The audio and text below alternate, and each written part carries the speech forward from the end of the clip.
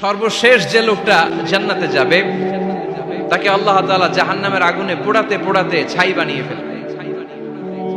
আল্লাহ বলবেন, জিব্রাইল যাও একটু দেখো, একটা মাত্র সেজদা দিয়েছে আমাকে, এরকম কাউরে পাওয়া যায় কিনা। বাটি চালান দিয়ে দেখো পাওয়া যায় কিনা। খুঁজে খুঁজে কাউরে পাবে না। আল্লাহ বললেন আবার দেখো, খুঁজে খুঁজে একজনকে পাবে, সামান্য ইমানের ছিটে ফোঁটা তার অন্তরে ছিল। আল্লাহ বলবেন, যেহেতু ছিটে ফোঁটা আছে, অনেক মাইর খাইছে, ওকে বের করে জাহান্নাম থেকে বের করে একটা নির্ধারিত দূরত্বে রেখে দাও। রেখে দেয়া হবে, কিন্তু জাহান্নামের আগুনের লেলিহান শিখাতে তার গা ঝলসে যাবে। সে আল্লাহর ডেকে বলবে, মাবুদ তোমার কাছে আমি কিছু চাই না,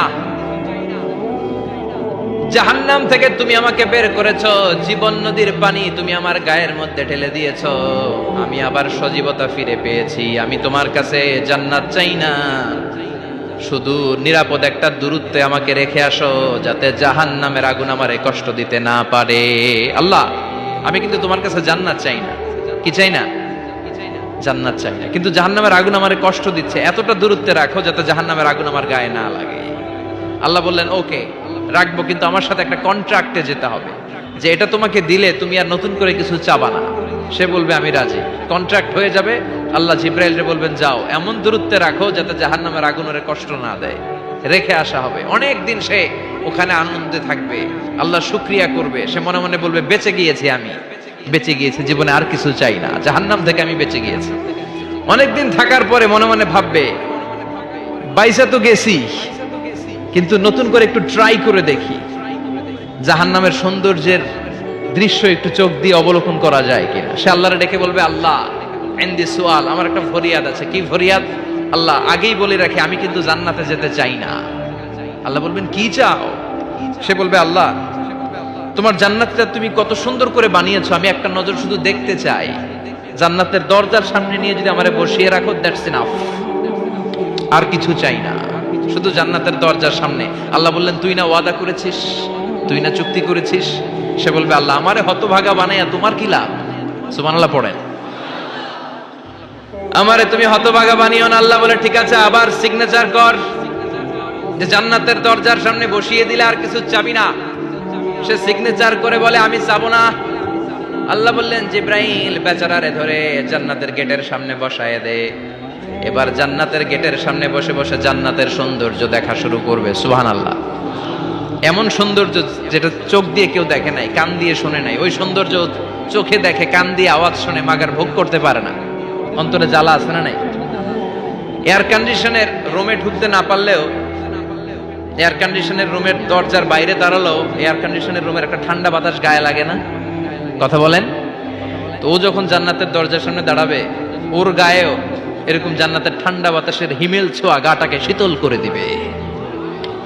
ওই শীতল হয়ে যাওয়ার পরে আর তো সহ্য হবে না, আবার আল্লাহরে ডাকবে, মনে মনে ভাববে, আর একটু ট্রাই করি না, দোষ কি, আস্তে আস্তে অনেক দূর তো আগাইছি। সুবহানাল্লাহ কইবেন না? এবার আল্লাহরে বলবে, আল্লাহ ইনদি সুআল, আল্লাহ তুমি যদি কোনো বিষয়ে নতুন করে ডিসিশন নাও, তোমারে জিজ্ঞেস করার মতো কি কেউ আছে? আল্লাহ বলে, না, আমি তো সব রাজার বড় রাজা, মহারাজা, আমার উপরে তো কারো কথা চলে না। ওই হতভাগা লোকটা বলবে, আল্লাহ এত সুন্দর জান্নাত তুমি বানালাম, চোখ দিয়ে সৌন্দর্য দেখি, কান দিয়ে আওয়াজগুলো শুনি, হুর আর গেলমান হেঁটে বেড়ায়, এত সুন্দর জান্নাত চোখ দিয়ে দেখি, ঢুকতে পারি না, আমারে কষ্ট দিয়ে তোমার কি লাভ? ও আল্লাহ, আমারে তুমি মাফ করে দাও, জান্নাতের চিপার মধ্যে এক কর্নারে তুমি একটু আমারে জায়গা করে দাও। আল্লাহ বলবেন, ওয়াই হাক ইবনা আদম, তোর ধ্বংস হোক হে আদম জাত, মা আগদারাকা, তোর চেয়ে বড় গাদ্দার আমি আমার সৃষ্টিকুলে কাউরে দেখি নাই, কারণ তুই আমার সাথে চুক্তি করিস আর চুক্তি ভঙ্গ করিস। আল্লাহর রহমতের দরিয়ায় তখন জোশ খেলে যাবে, ওর আকুতি মিনতি চাহনি আল্লাহর রহমতের দরিয়ার মধ্যে জোশ লাগিয়ে দিবে। আল্লাহর দয়া হয়ে যাবে, মায়া হয়ে যাবে। আল্লাহ বলবেন, ঠিক আছে, জান্নাতে যা। লোকটা এবার এক দৌড়ে জান্নাতের ভিতরে ঢুকে যাবে। লোকটার দৌড় দেখে আবার লোকটারে আল্লাহ ডেকে বলবে, একটু দাঁড়া, একটু দাঁড়া, জান্নাত তো দিছি, তো দৌড় দিলি কেন? সুবহানাল্লাহ কইবেন না? লোকটি বলবে, আল্লাহ প্ল্যান তো আমি কম করি নাই, এত চেষ্টার ফলে আমি আসতে পারছি, আবার যদি তুমি বাইর করে দাও, এই জন্য এক দৌড়ে এমন চিপার মধ্যে লুকামো যাতে তুমি আমার না দেখো। আবার আল্লাহর রহমতের দরিয়ায় জোশ খেলে যাবে, আল্লাহ কাছে ডাকবে, কাছে আয়, ও গোলাম তোর কি মনে চায় আমারে বল, আজকে তুই চাইতে থাক, আমি দিতে দিতে তোর মনের সব আশা পূরণ করে দেব।